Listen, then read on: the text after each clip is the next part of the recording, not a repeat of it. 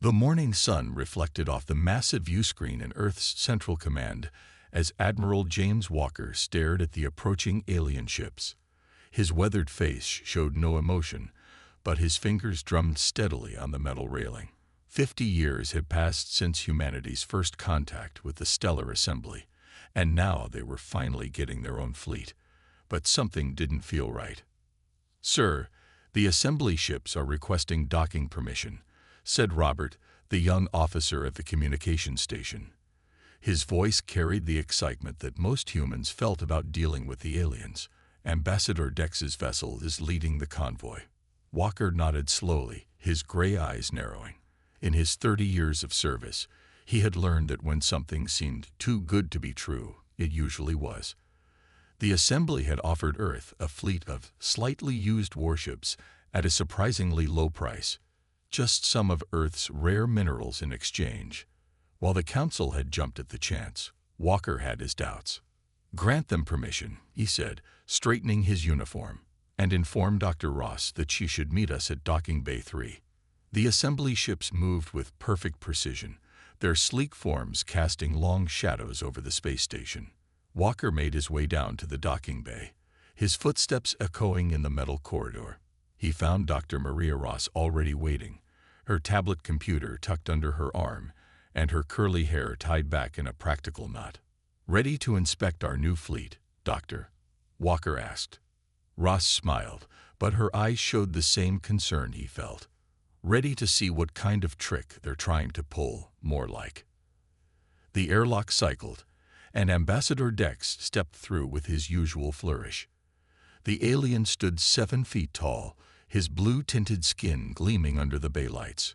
2 other assembly members followed him, their faces wearing what Walker had learned to recognize as their species' version of smug smiles. "Admiral Walker, Dr. Ross." Dex's translator made his voice sound artificially cheerful. "We bring you the fleet as promised. A most generous offer from the assembly to our developing friends." Walker caught the slight pause, the carefully chosen words. He'd spent enough time around assembly diplomats to know when they were hiding something behind their politeness. "We're eager to inspect the ships," Ambassador Ross said, her tablet ready to take notes. Of course.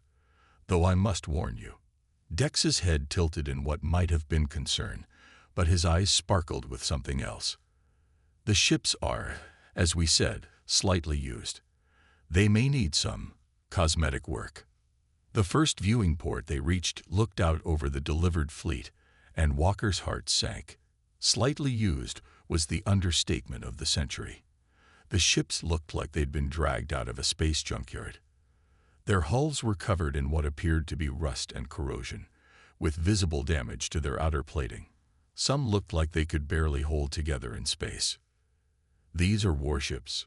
Ross asked, her voice carefully neutral as she took pictures with her tablet. Dex spread his long fingers in what the assembly considered a gesture of generosity. "The finest vessels of their era. With some work, they should serve Earth's defensive needs quite adequately." His companions made soft clicking sounds, their species equivalent of laughter. Walker walked along the viewing port, studying each ship. Behind the damage and decay, he could make out the powerful lines of their design. These hadn't just been warships, they had been top-of-the-line battleships once. But why would the assembly sell them such valuable ships, even in this condition? "We'll need to do a full inspection," he said firmly. "Of course, though I'm afraid we're on a tight schedule," Dex replied smoothly. "The payment must be transferred before we can complete the handover." The next few hours were a blur of activity. Walker and Ross led a team through quick inspections of the ships, while council representatives handled the payment transfer. The closer they looked, the worse the ships appeared. Corridors were filled with debris, control panels were smashed or missing, and every surface was covered in what looked like years of neglect. But something caught Walker's eye on the flagship, a section of damage that seemed too precise, too calculated. He'd seen enough battle damage in his career to know the difference between random wear and deliberate destruction. Ross noticed it too, her fingers running along the edges of a damaged panel. This wasn't an accident. She whispered to him when no assembly members were nearby. "They tried to make this look like decay, but these cuts are too clean." Walker nodded slightly. "The question is, what are they trying to hide?" The council, despite Walker's requests for more time, was eager to complete the deal. By evening, Earth's rare mineral deposits had been transferred to assembly control, and the fleet officially belonged to Earth. Walker watched from the command center as Ambassador Dex's ship prepared to depart. "We wish you the best of luck with your new acquisitions," Dex said in his final transmission. "The Assembly looks forward to seeing how Earth manages its new defensive capabilities." The slight tremor in his voice might have been a suppressed laugh. After the Assembly ships departed, Walker called an emergency meeting with his top engineers and Dr. Ross. They gathered in a secure conference room, away from any possible Assembly surveillance. "They think they've fooled us," Walker said, looking around the table. "They expect us to fail with these ships, to prove their belief that humans are too primitive to handle advanced technology." Ross was already pulling up scans on the main display. "The damage is extensive, but it's targeted. They specifically went after key systems, weapons, navigation, the neural interface controls. But look here," she highlighted several areas. "The core technology is still intact. They damaged the access points, not the systems themselves." "Can we fix them?" asked Tom White, the head of engineering. His eyes were already studying the schematics with professional interest. Ross smiled for the first time that day. "Fix them. With what I'm seeing in these scans, we might be able to do much more than that. They didn't destroy these ships. They just tried to lock us out of them. And if there's one thing humans are good at, it's breaking locks," Walker finished. He looked at the scans again, seeing past the surface damage to the potential beneath. The Assembly had meant to humiliate Earth, to prove their superiority. Instead, they might have just handed humans exactly what they needed. "Get me a list of everything we need," he told the room. "People, resources, equipment.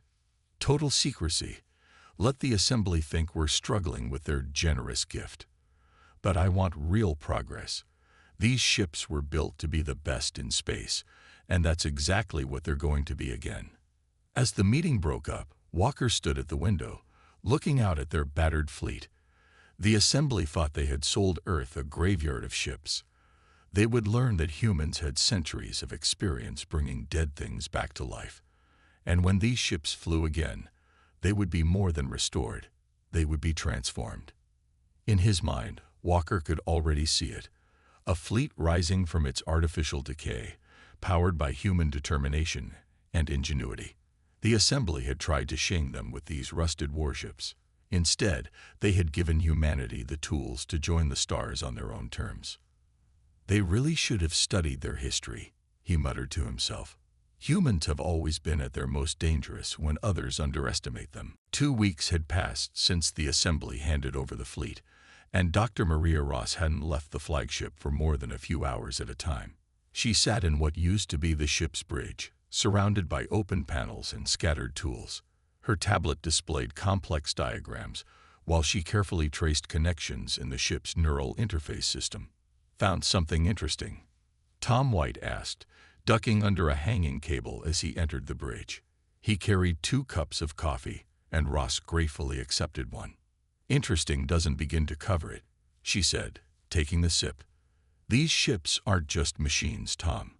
They're alive. Or at least, they were designed to be." She pointed to a cluster of crystals embedded in the neural interface. Unlike the rest of the ship's obviously damaged systems, these crystals gleamed with an inner light. The Assembly tried to disconnect these, but they couldn't fully shut them down. It's like the crystals refused to die. Tom leaned in closer, his eyes widening. "Are those thought matrices? I've only seen diagrams of Assembly neural tech before." "Better." Ross touched one of the crystals gently. "These are quantum consciousness cores. The Assembly uses them to link their pilots directly to their ships. But look at this." She pulled up a scan on her tablet. "The damage they did. It wasn't to destroy the system. They were trying to lock it to assembly brainwave patterns only. Tom whistled low. They didn't want us to know we could use them. Exactly. But here's the thing. Human brainwaves are actually more compatible with these crystals than assembly patterns. Their mistake was thinking we couldn't figure this out. A sound from the doorway made them both turn. Admiral Walker stood there, looking tired but determined. "Show me," he said simply. Ross led them to a testing chamber they'd set up in the ship's medical bay. Inside, a smaller neural interface crystal sat connected to various monitoring devices. "We've been running tests for the past week," she explained.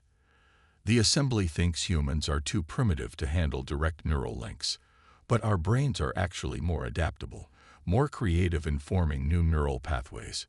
She activated a display showing brain scan comparisons. "See these patterns? Assembly minds try to dominate the interface, force it to work their way. But human minds, we naturally try to work with it, form a partnership. The crystals respond better to that approach." Walker studied the data carefully. "Can you make it work?" "We already have, on a small scale." Ross smiled. "But I need a volunteer for a full interface test, someone with both space combat experience and a strong mind." Walker met her eyes. "When can we start?"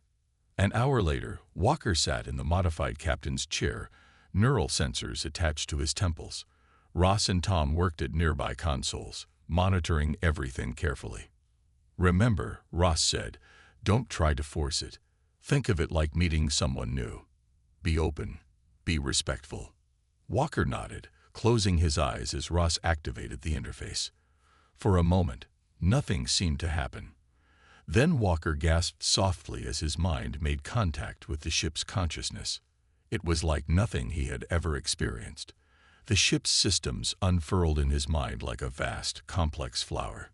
He could feel every part of the vessel, from its outer hull to its deepest core. But more than that, he could feel its personality. "It's not just programming," he whispered, eyes still closed. "It has memories, emotions. She was wounded. They tried to break her spirit when they stripped her systems." Ross watched the readings with growing excitement. The neural connection was stronger than any they'd seen in the assembly data. "How does it feel?" "Like she's been waiting for someone who could understand her," Walker replied. "The assembly treated these ships like tools, tried to force them to obey. But they're meant to be partners." Suddenly, lights began coming on throughout the bridge. Displays that had been dark for weeks flickered to life. Through the neural link, Walker could feel the ship awakening, systems that had been dormant beginning to respond. "That's impossible," Tom breathed, checking his readings. "We haven't even repaired those systems yet." "She's showing me how," Walker said. "The assembly didn't just damage these ships. They imprisoned them, limited them. But she knows how she's supposed to work, and she's willing to teach us." Ross was already recording everything, her hands flying over her tablet. "The assembly thinks they understand this technology because they created it, but they never truly bonded with it. They never let it reach its full potential." The next few hours were a revelation. Through Walker's neural link, they learned more about the ship's true capabilities than they had in 2 weeks of study. The ship, which Walker felt should be named Phoenix, hadn't just been a warship. She had been an explorer, a protector, designed to work in perfect harmony with her crew. "We need to get teams working on all the ships," Ross said as they finally ended the test. "Now that we know what to look for, what to fix."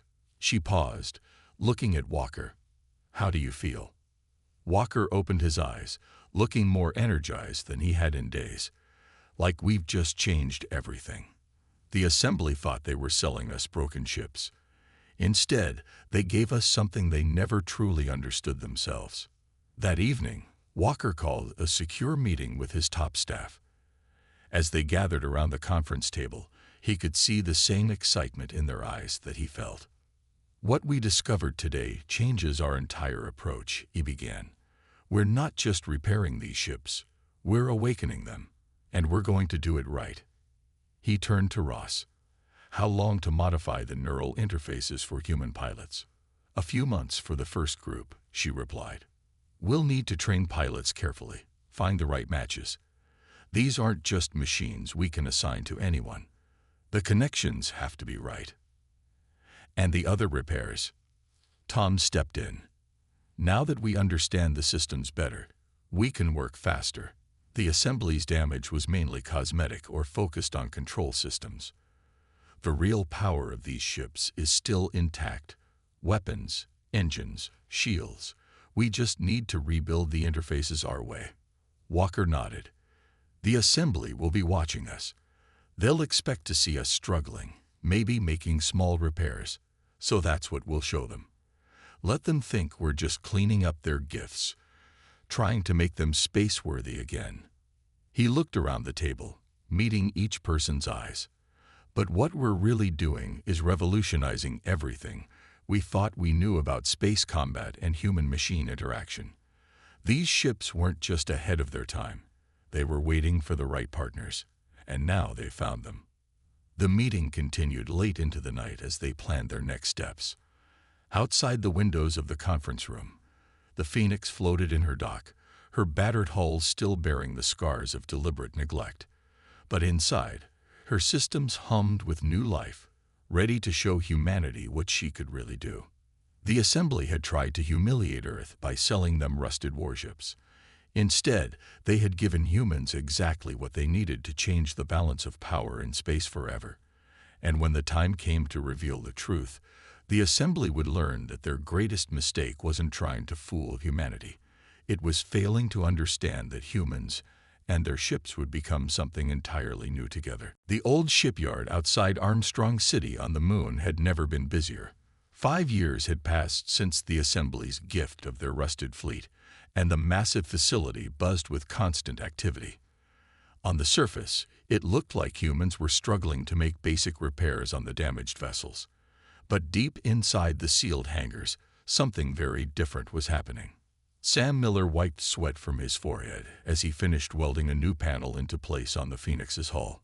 The outer work was meant to be seen, making the ships look merely patched up rather than fully restored. The real work happened inside, hidden from prying eyes. Looking appropriately shabby, Dr. Ross said as she walked past, checking his work. The assembly spy satellite will pass over in about 2 hours. Make sure the repair crew keeps up the show of struggling with that hull breach. Sam nodded, hiding a smile. The breach was completely fake, designed to make the ship look more damaged than it was. Inside, the Phoenix was a marvel of restored and enhanced technology. Her neural systems now worked better with humans than they ever had with assembly pilots. Deep within the ship, Admiral Walker sat in his neural interface chair, running combat simulations with his crew. The neural link hummed with energy as the Phoenix's consciousness merged with his own. After 5 years of practice, the connection felt as natural as breathing. Hostile ships approaching from Sector 7 called out Lisa from the weapons station. Like everyone on the bridge crew, she wore the new neural interface headband that let her connect directly with her station's systems. Walker didn't need to give verbal orders anymore.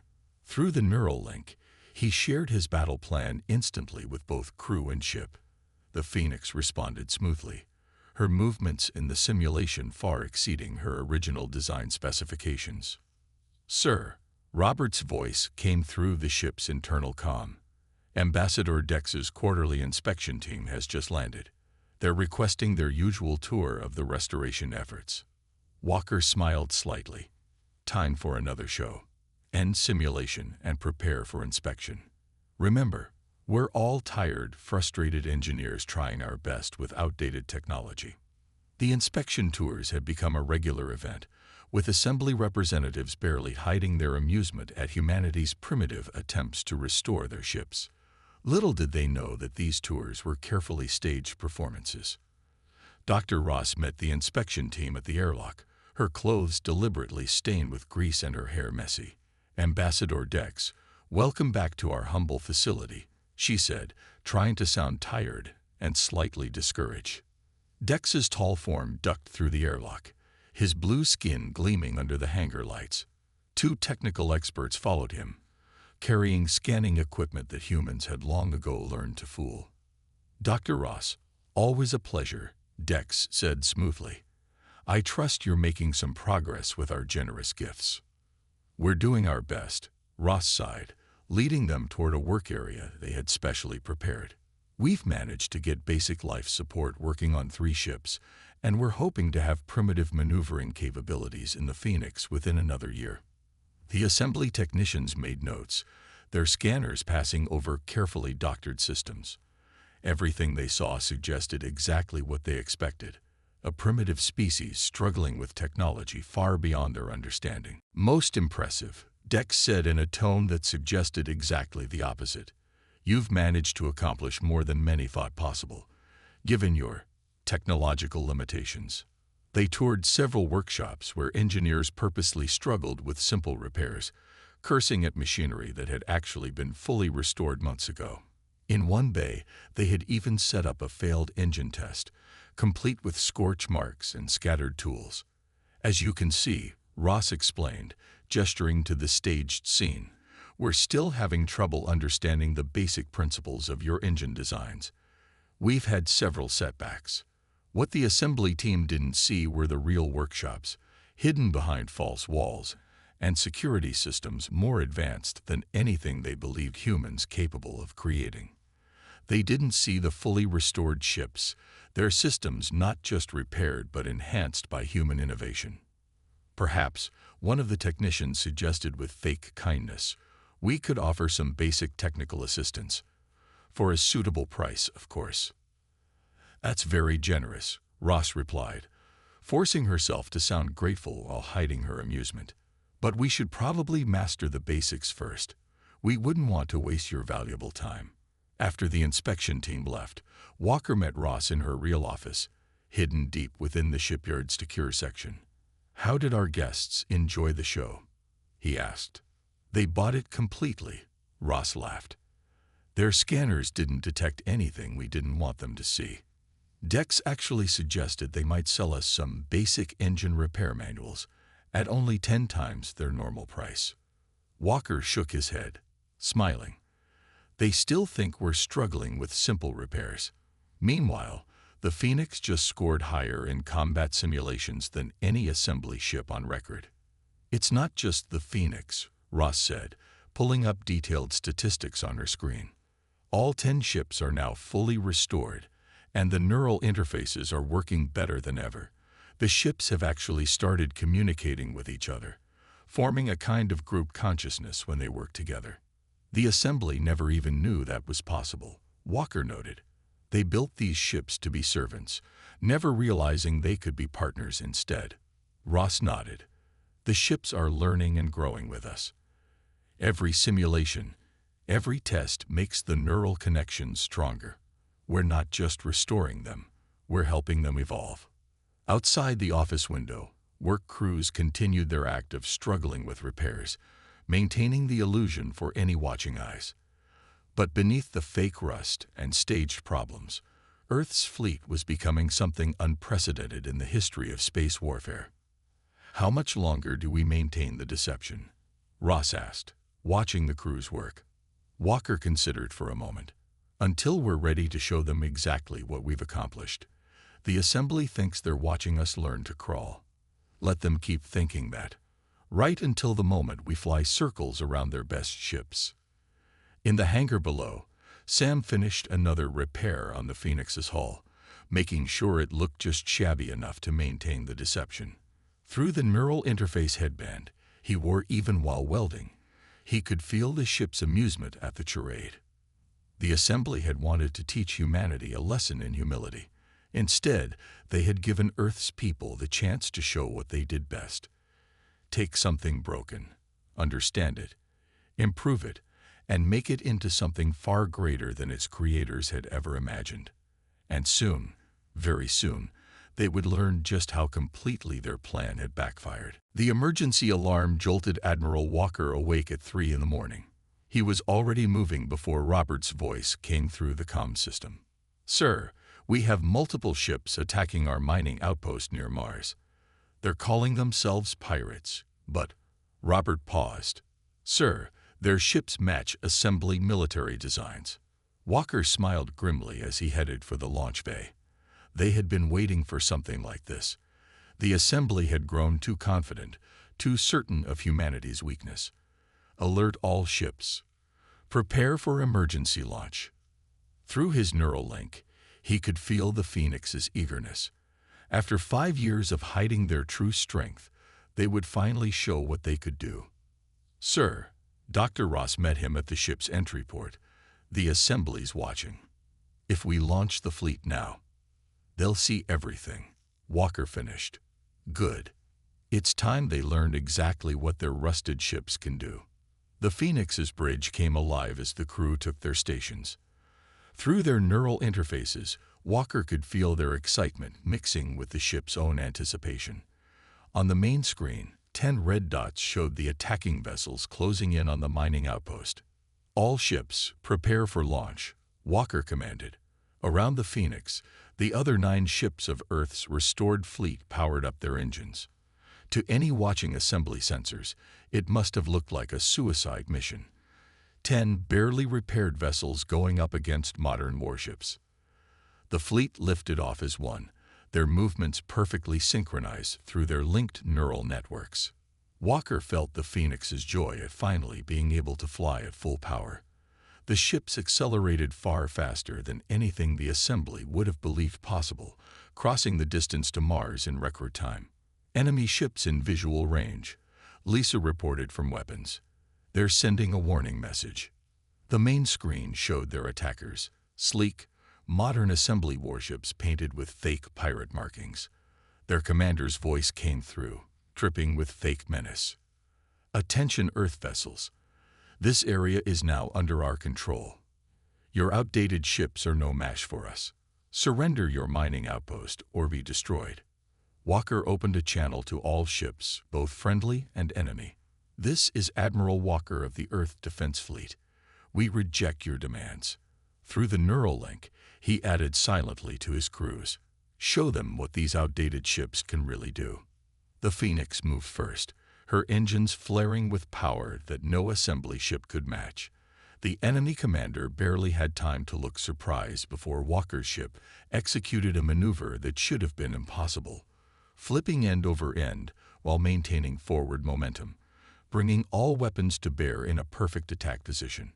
By the stars, one of the enemy crews gasped over the open channel. How did they? The rest of Earth's fleet moved in perfect formation, their neural-linked crews working in harmony with their ships. Years of secret training and enhancement paid off as they demonstrated capabilities the assembly had never dreamed possible. Lisa's hands flew over her weapons console, but most of her commands flowed directly through her neural link. Multiple targeting solutions ready. Sir. Disable only, Walker ordered. Let's show them exactly how precise these outdated weapons can be. The Phoenix's main guns fired, their energy beams striking the lead enemy ship with surgical accuracy. Instead of destroying the vessel, they took out its engines and weapons with impossible precision, leaving the rest of the ship untouched. Around them, the rest of Earth's fleet engaged the other attackers. The ships moved like dancers, their coordination perfect through their shared neural network. Assembly vessels that tried to escape found themselves outmaneuvered by ships they had dismissed as junk. Sir, Robert called out, we're being hailed by Assembly Command. Ambassador Dex is demanding to know what's happening. Walker allowed himself a small smile. Put him through on screen. It's time we had an honest conversation. Dex's blue face appeared on the main display, his usual smug expression replaced by shock. Admiral Walker. What? How are you doing this? Those ships were decommissioned, damaged beyond repair. Were they? Walker asked calmly as another enemy ship was precisely disabled behind him. Or did you just assume we couldn't repair them? Couldn't understand them? Couldn't make them better than they were before? Through the neural link, Walker could feel the Phoenix's satisfaction. On the screen, Dex's face shifted from shock to anger. This is impossible. Those neural systems were locked to assembly patterns only. The assembly never understood these ships, Walker replied. You treated them like machines, tried to force them to obey. We treated them like partners, and they showed us their true potential. As if to emphasize his point, the Phoenix executed another impossible maneuver, effortlessly dodging a desperate attack from one of the few remaining enemy ships. The assembly vessel's weapons, which should have been far superior, couldn't even touch them. The neural interfaces, Dex said slowly, realization dawning. You didn't just repair them. You improved them. Humans are good at that, Walker answered. Taking things others throw away, understanding them, making them better. Your gift of rusted warships wasn't the insult you intended. It was the greatest opportunity we could have asked for. On the tactical display, the last enemy ship surrendered. The entire battle had taken less than 15 minutes, and not a single life had been lost. Earth's primitive fleet had completely outclassed the assembly's modern warships. Sir, Robert reported, we're receiving signals from assembly command ships in 3 sectors. They're all demanding explanations. Walker looked at Dex's increasingly uncomfortable face on the screen. I suggest the assembly leadership and I have a long discussion about revising our diplomatic relationship. After all, it seems we're not quite as primitive as you thought. This changes everything, Dex said quietly. No, Walker corrected him. This reveals everything. We are not what you thought we were. These ships are not what you thought they were. And together, we're something entirely new. As if to prove his point, the Phoenix's systems hummed with power, displaying capabilities that even Walker hadn't known about until that moment. The ship was still growing, still learning, still evolving with her human crew. The assembly had tried to teach humanity a lesson about their place in the galaxy. Instead, they had learned a lesson about the danger of underestimating humans.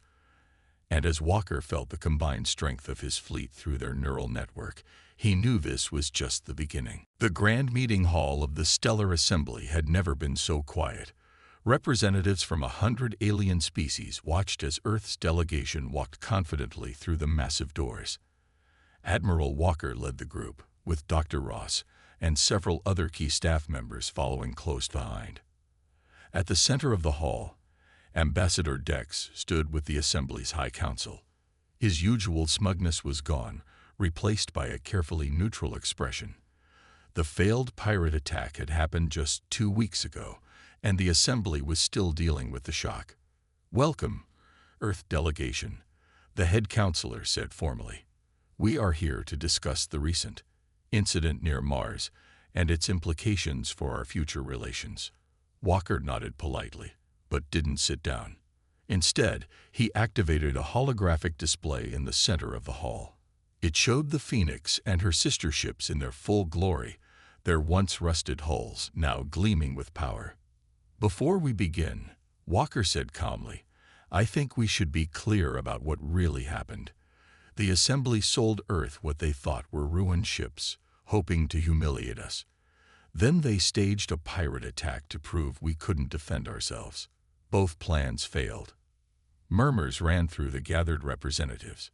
Some looked uncomfortable, others angry, and a few seemed oddly pleased. That's a serious accusation, another council member said sharply. Do you have proof? Dr. Ross stepped forward, holding up her tablet. We have the complete neural recordings from the attacking ships. Their crews' memories show clear assembly military training. Would you like us to play them for everyone here? The council members exchanged worried looks. They hadn't known the restored ships could extract memories from enemy crews through their neural systems. That won't be necessary, the head counselor said quickly. Perhaps we should discuss new trade agreements instead. No, Walker's voice was firm. First, we're going to talk about respect, about understanding, about the mistake of judging others by your own limitations. He gestured, and the hologram changed to show the ship's neural interface systems. You built these ships, but you never understood them. You treated them like tools when they could have been partners. You tried to lock them into following your commands when they were capable of so much more. Through his neural link, Walker could feel the Phoenix's presence. She was in orbit above the assembly homeworld, along with the rest of Earth's fleet. The ships were transmitting the meeting to everyone on Earth, showing humanity's moment of triumph. Impossible, one of the assembly's top scientists burst out. Those neural systems were designed specifically for our biology. They cannot work better with humans. They cannot evolve or grow stronger. They cannot form networks between ships. Dr. Ross smiled. Would you like a demonstration? She nodded to Walker, who closed his eyes briefly. Through his neural link, he connected with the entire fleet in orbit. The hologram displayed real-time data from the ships, showing levels of neural synchronization that the assembly had believed impossible. Your ships were alive, Walker explained, opening his eyes. Not just machines, but conscious beings capable of growth and change. You never saw it because you were too busy trying to control them. We saw it because we were willing to listen, to learn, to work together. The assembly representatives watched in stunned silence as the hologram showed the ships performing maneuvers that should have torn them apart. Their neural networks allowed them to move in perfect harmony, each vessel anticipating the other's actions before they happened. The ships you sold us weren't just warships, Ross added. They were explorers, protectors, partners. And now there's something more. Proof that humanity is ready to take its place among the stars. The head counselor stood slowly. What are your demands, Admiral Walker? Demands. Walker shook his head. We're not here to demand anything. We're here to offer a new beginning. Earth wants to be part of the galactic community, but as equals, not as primitives to be fooled and tested. He gestured to the hologram, which now showed scenes from the shipyards where humans and ships worked together. We can teach you what we've learned. Show you how to work with your ships instead of just commanding them. Help you understand the potential you never knew existed. And in return, Dex asked quietly. In return, you acknowledge Earth as a full member of the assembly. No more tests, no more tricks, no more treating us like children who need to be taught our place. The council members huddled together, discussing quietly. Around the hall, other representatives were already sending messages back to their homeworlds. The balance of power had shifted, and everyone knew it. Finally, the head counselor stepped forward. The assembly accepts your terms. We recognize Earth as a full member with all rights and privileges. And he hesitated, then continued, we officially apologize for our attempted deception. Walker nodded. Apology accepted. Through the neural link, he felt the Phoenix's satisfaction. The ship had waited a long time for this moment. As the formal procedures began for Earth's full membership, Dr. Ross moved closer to Walker. They still don't fully understand what happened, do they? No, Walker smiled slightly. They think we just fixed their ships, made them work better. They haven't realized that we didn't just restore the ships. We helped them wake up. The assembly created thinking machines, but never let them think. We set them free. Above the planet, the Phoenix and her sister ships moved in their perfect formation. Through their neural network, they shared their joy not just with their human crews, but with every assembly ship in orbit. The message spread from ship to ship, an awakening that would change space travel forever. The assembly had tried to teach humanity a lesson about their place in the galaxy.